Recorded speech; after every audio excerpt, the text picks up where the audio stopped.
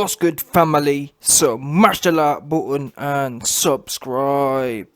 So we just saw there your man's Anthony Joshua training. Now I thought I'd better do this video quick time because what we do know is your man the YB put out an analysis video analysing some of AJ's big mistakes in his fight with your man's Pulev back in December.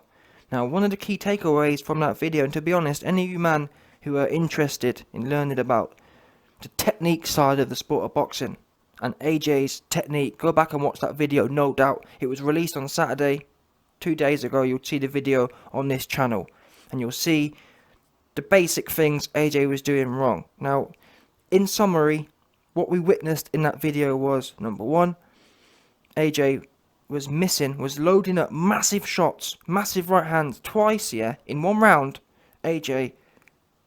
Pulev was a static target. Pulev wasn't slipping and sliding. Pulev wasn't moving his feet. Twice in the third round, after Pulev was rocked here, AJ loaded up one right hand so hard he missed by about a foot. Twice. Pulev wasn't moving. He was stood there, covered up, bracing for impact here, and AJ managed to miss by about a foot both times. That's the number one takeaway. The number two takeaway was, in loading up so much, AJ actually ended up getting rocked. AJ was loading up for another right hand, and Pulev was able to nick in a quick jab, which clattered AJ's head back. So the two takeaways were, number one, AJ loading up too much, and number two, AJ's making defensive errors as a result of loading up. But there was a whole load of things as well. But they was the main takeaways. And actually, the last takeaway was the fact that his guard is leaky at best. Hella leaky guard. Now, I find it quite interesting because for a long time, I've been doing AJ training analysis videos, And one of the key takeaways, even before I discussed the Pulev fight, long before the Pulev fight, long before the video I just put out, going over AJ loading up. Long before that, what do we know about the YB? The YB's been analysing AJ's training videos. And how many times have I said to you, man?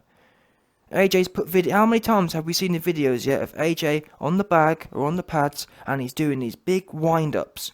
He's twisting his hips to the left and then ripping it. Massive one-off shots. How many times have we seen that? And obviously all the AJ's fans are, wow, look at all that power. Wow, no one can take that. Yeah, you're probably right. No one can take it if it lands. Guess what? Ain't landing. How about that? Oops. And for a long time, a lot of you, YB don't know boxing. YB's never boxed in his life. Number one, all you mans, never in the DMs looking to, what we do know is, all of you mans who know so much about boxing, not one of you man is in the YB's DMs looking for work. Oops. Yeah? Stop talking and get in the DMs. Let's run it. No doubt. 100% confirmed. No doubt. But anyway, my point is, listen. For a long time, the evidence is there. Them videos have not been deleted. I've gone through them. AJ's training videos, and I'm going to place them in this video. You see AJ winding up. Massive hip twist. These shots you're never going to land. Yeah, you can do it on a heavy bag. But you're never going to land them. And again, for a long time I said, why is he training like this for? The things you train are what you do in the ring. If you train and you're twisting your hips and loading up, guess what's going to happen? You get in the ring and you twist and you load up. Now, for conditioning, it's not necessarily so bad. If you're just trying to blow your heart out, that's not so bad. But either way, in my mind, if I was training AJ, blow your heart out doing things you actually want to implement. You can get just as much cardio work working short, sharp hooks or short, sharp uppercuts. Ones that you can actually land. Because what you'll notice about cardio is, often, to be honest with you, them big one-off shots, they're not actually that tiring. It's a lot harder actually to whip your hands quickly, if that makes sense. Doing massive one-off shots and then recovering slowly, bang, recover. Bang, recover. That's not that tiring. When you start rattling off whip, whip, whip, that's tiring. That's what's going to get you the muscular endurance. That's what's going to give you the snap. These big one-offs just they keep you tight. Yeah? They keep you robotic. Robots throw one shot at a time. If you're able to rattle off double hook, I'm pretty sure Mike Tyson would do that. I'm not sure about double hook, but either way, hook to the body, hook up top, or uppercut to the body. Yeah, what was it? What was Tyson's one? But either way, Tyson's one, I think, was bang to the body and bang to the head. The way Tyson got that off, he wasn't bang to the body, bang to the head. It was, he whipped it, double whip. That's how you catch people. Pull the hands down and then whip it in top. This big one-off singles is played out, and I said this a year ago. Oops, then what happens? He goes in there with Pulev, who's stiff and whatever else, and he's massively loading up, and the shots are missing. And even this is the thing as well. Even the shots that didn't miss by miles, yeah. Because the facts are, in that round 3 when AJ put Pulev down, yeah, half of his shots missed.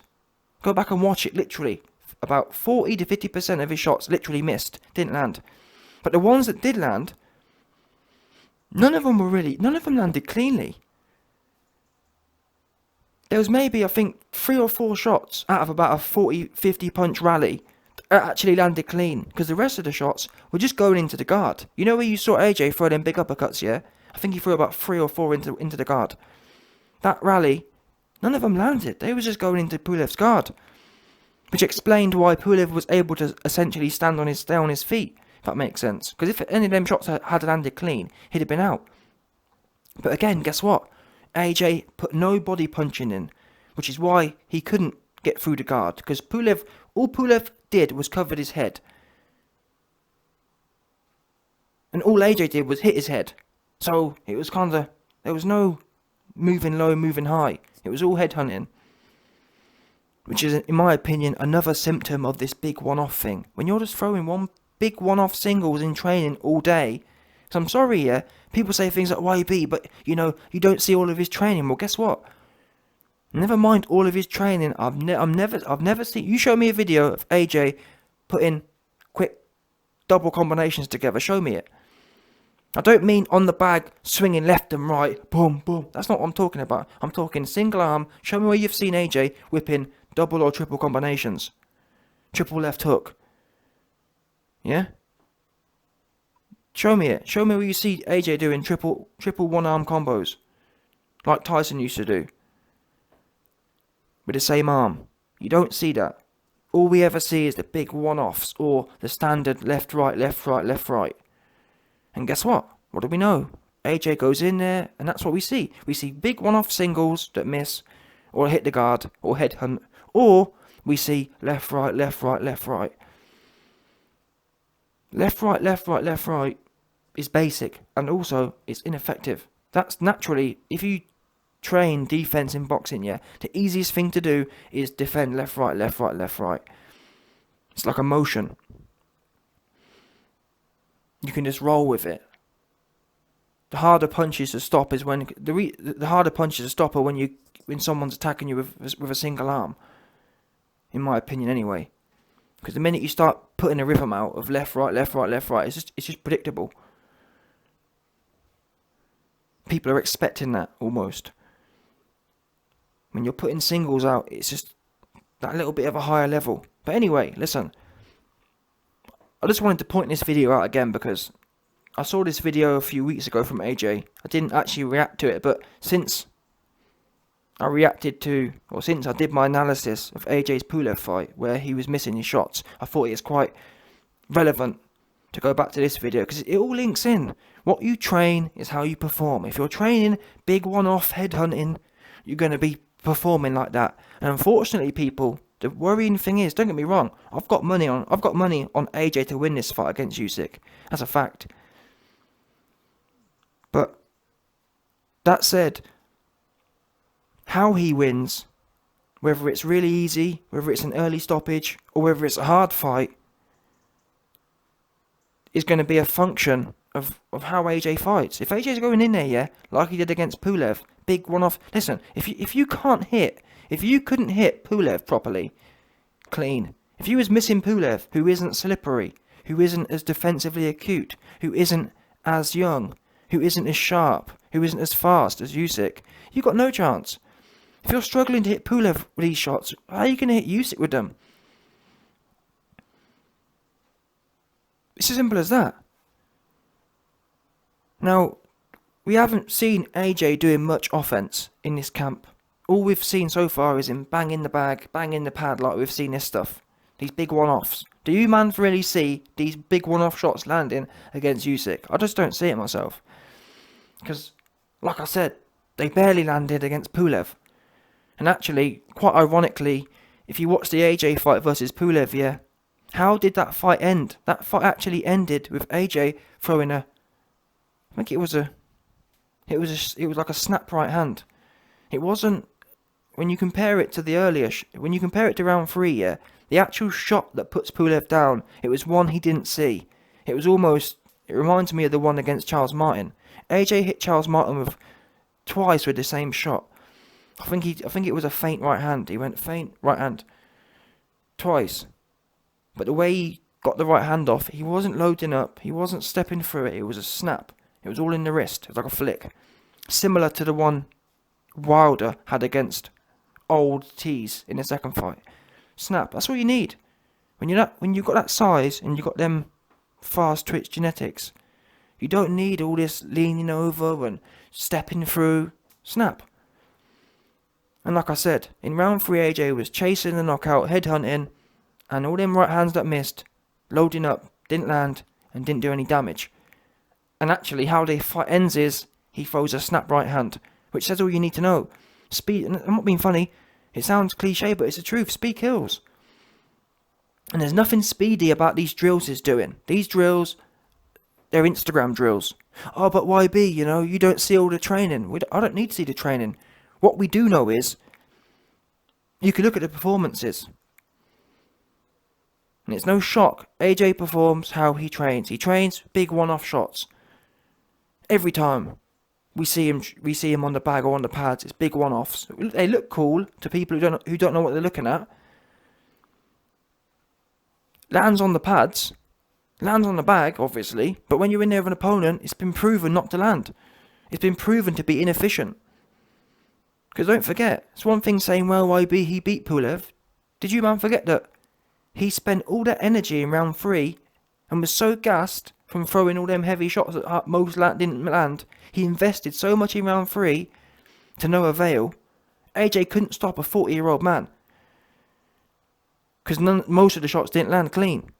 Like I said, only 3 or 4 shots landed at all clean in that third round. So AJ put all the energy in and couldn't stop a 40-year-old man and had to take 5 rounds off.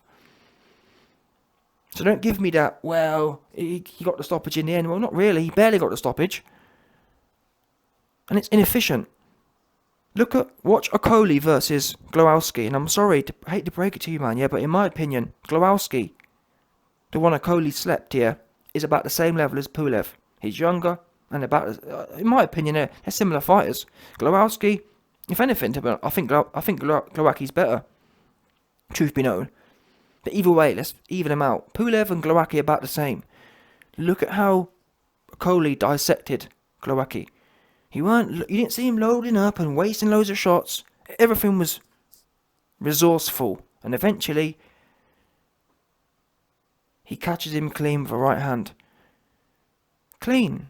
There wasn't loads of overdoing it. There wasn't loads of overcooking it. There wasn't loads of headhunting. It was clean. Clinical. That was a clinical performance. And there's no reason AJ can't be performing like that too. What's missing? What's the difference? Because to be fair, what we know is Lawrence Okoli, he wasn't performing like that. Lawrence Okoli wasn't smoking people to orders. He's only been able to do that in his last fight through working with Shane McGuigan. So that shows it's not about the fighter, it's about the fighter working with the right trainer. Because Lawrence Okoli weren't stopping no one, really, in the main, if that makes sense. Certainly not to orders. Now, Shane McGuigan literally told him the round before what shot he'd get him with, and he got him with it. So that says all you need to know about Shane McGuigan's IQ in the game. He knows what needs to be done. He knows how to adapt different fighters to different regimes. It's not a one brush fits all. AJ's current team haven't got a nod on what they're doing. That's a fact. And the more I see of it, this will make perfect sense. And I sat down for a long time and was quiet about it. Oh, YB, don't know what you're talking about. YB, you don't see all of his training. Well, we saw all of his training in the Pulev fight. How does taking 5 rounds off because you're gassed from 1 round of work sound to you, man? Oops. Yeah? How's it sound? An athlete the caliber of AJ, yeah, if he commits all of his energy into 1 round, that to a 40-year-old man, he needs to be out of the ring, in my opinion. If AJ commits all of his energy to 1 round, he's got no excuse. The guy surviving. He should have been all the way out of there cleanly. People say YB, but he turned his back. Listen, I'm not interested in that because, like I said, he should have been out clean. If AJ puts in that much effort, there should be no 40-year-old man on this planet who can take 40, 50 shots from AJ. That's the way I see it. Anytime AJ commits 50 shots in 1 given round, it should be game, set and match. But it wasn't. It dragged out, and barely any damage was really landed. The main reason Pulev even went down in that 3rd round wasn't because he was hurt as such. Don't get me wrong, I'm going to give AJ credit. Yeah, he successfully bamboozled Pulev, but again, there's a difference between being overwhelmed and being hurt. There's no denying AJ successfully overwhelmed Pulev. But overwhelming someone, it's high risk and low reward. It's low yield. When you're as strong and powerful as AJ is, you can go in there and just brute force it. Okay, I can just swing left and right 50 times, and I'm gonna kind of bet that no man can take that, which is the case. Pulev turned his back, but that's not efficient. Just throw in 50 shots to the guard, which is more or less what happened. Yes, you may be able to bamboozle someone and just overwhelm them. Meanwhile, in a better fashion, when you look at someone like Canelo Alvarez, for example, look at the shots 50 shots he's able to get a similar level of yield. He's able to overwhelm. Look at the way Callum Smith was overwhelmed. Alvarez was only throwing 1 or 2 punch combinations every 30 seconds. He'd back him up to the ropes, bang bang, 2 big shots, reset and do it again. So Callum Smith was more or less just as overwhelmed as Pulev was. But Alvarez was doing it in 1/10 of the shots. Now again, if you man know me, you know that I believe the balance is somewhere in the middle. Alvarez, for me, he's too low. 1 or 2 shots isn't enough. You need that 3 or 4, if that makes sense. AJ goes the other way though. He's just banging away and no thought to it. There's got to be some balance in the middle, where you've got more volume than Alvarez, but more finesse from it. Or yeah, more volume from Alvarez and more finesse from AJ. AJ needs to bring the volume down and increase the finesse. Alvarez needs to not go so hard into 1 or 2 shots and increase it to 3 or 4 shots. That's why I believe Alvarez would be getting more stoppages. His work rate isn't there. It's difficult to stop someone, especially at middleweight or super middleweight. It's hard to stop someone with 1 or 2 big singles, especially if they're able to defend themselves properly, as Callum Smith was able to. But we know the great thing is AJ's got he innately has that combination punching in him. He innately is happy to put 10 shots together. It's just a shame that them 10 shots ain't yielding much because they're not landing clean. Now you're never going to land every shot clean, obviously, because you'd knock everyone out every time. But it's about getting a certain yield. Okay, if I output 5 shots, I know 2 of them are going to land clean. That Pulev fight, that wasn't the case. He was putting out 40 shots and landing 1 or 2. And again, when you're headhunting, it's extremely difficult to stop someone when you're headhunting. You have to mix it up. This isn't MMA, yeah, where, well, he can do anything. Boxing's very limited. You can only punch to the body or the head. Which means that if you're limiting your output only to the head. You've taken away, from your opponent's point of view, it's easy to read. If you're only going for the head, all he has to do is cover his head and it's sorted, which is what happened in the Pulev fight. The reason Pulev survived that whole fight was because all he had to do is put his earmuffs on, and AJ was ineffective. Because genuinely, I don't remember AJ throwing one power shot to the body. Not one. Don't remember it. That's shocking in a 10-round fight, especially with someone like Pulev, who, if AJ's team here had done their analysis properly, they'd know that every time Pulev puts his guard up, he literally puts earmuffs on. He doesn't tuck his elbows in and put his chin down and make his body small. He literally picks his elbows up and does that goofy guard where his whole midsection's wide open, similar to Deontay Wilder. And that's what I was saying before the Fury fight versus Wilder. Anyone who sticks it on Wilder, he puts his big earmuffs on, and someone needs to start whipping to the body. No one does that though. Everyone, even to be honest, even Fury, to be fair, Fury was headhunting against Wilder as well. And I get it. I'm not going to sit there and make out. It's easy to do. I understand the law. The allure is when you're in the ring here and it's all kicking off, and you think you're about to knock your opponent out. The tendency is you get rock hard for their head. I can see that. You just start headhunting. It's like some weird built-in primal thing where you hunt the head. But that's what training is supposed to be about. Even Mike Tyson at times has been, or even Mike Tyson when he thought he hurt an opponent, at times just ends up chugging to the head. But that's why you need a disciplined and, you need a disciplined and an attention to detail trainer. Someone who's literally going to drill it into you. What we do know is these concepts aren't even being pondered in that camp right now. It's a fact. Because how many years, the evidence is there. For years, all we've seen AJ do is pound away on the bag. Left, right. One. Big singles. Left, right. And guess what? You go in the ring and it's left, right. Big singles. Something's got to change. That's just what it is.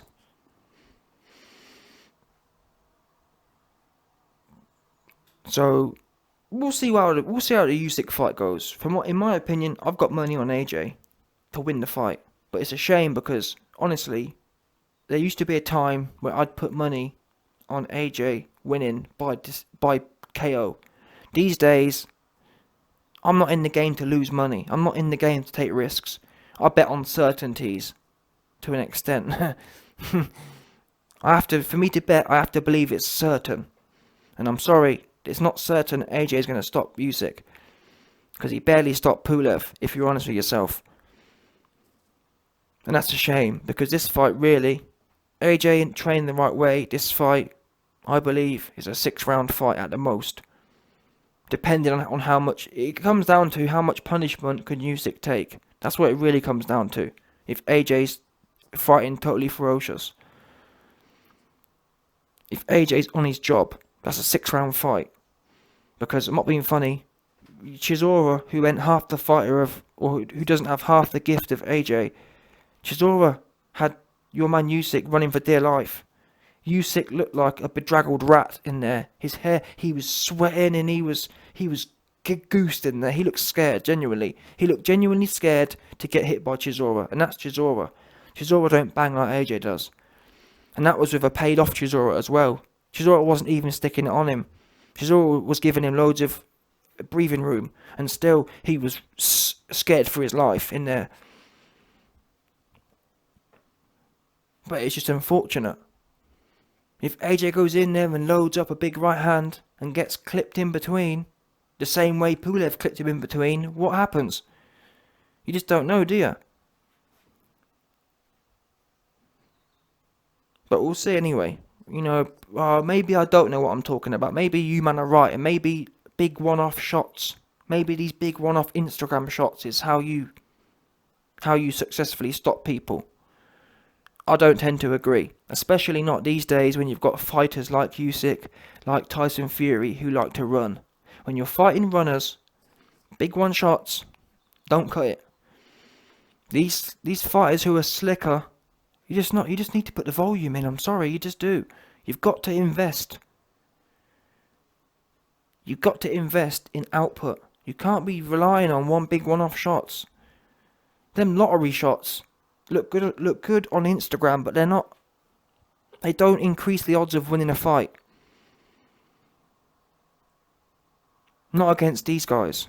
If you're going in there with, that's the thing I was about to say, if you're going in there with big stiff boards, then maybe, but Pulev was a big stiff board.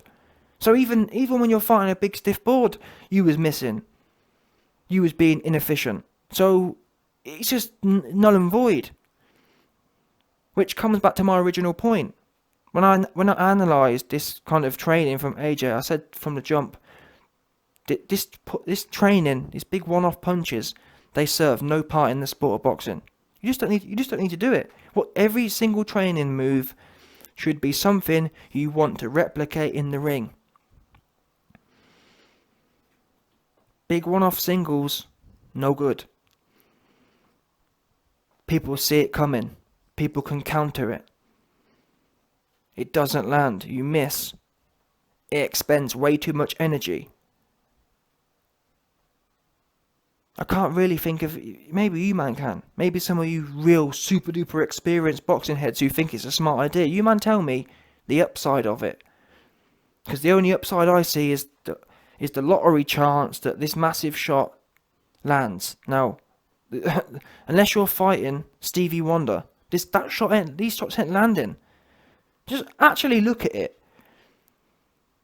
Think about a fighter like Usyk or Tyson Fury who train to avoid shots.